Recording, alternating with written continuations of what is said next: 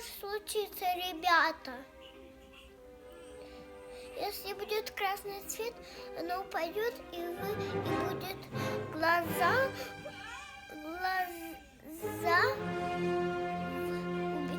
упадет. Голова будет отдельно, глаза, руки, ноги и туловище.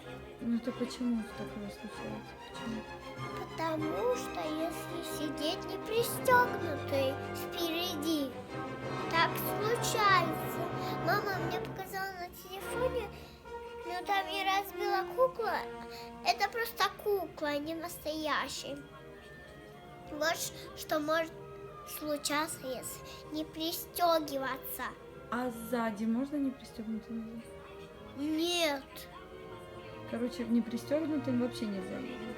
И, ребята, вы поняли? Просите маму, если вы не знаете, как пристегиваться. Просите маму, чтобы она вас пристегивала. Не забывайте, а то вас заберут полиция. Знаете, что Кира забыла пристегнуться. Она остановилась, она немножко вот так вот нагнулась, но не разбилась себе ничего, но я посмотрела, что Кира не пристегнутая.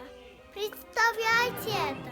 Ребята, не говорите маме, что вы это не хотите. Если мешал, попросите маму, чтобы не мешала. Посмотрим, там игрушка и нет, и так кресло сделалось. Хорошо, ребята поняли. Спасибо большое за совет, Санечка.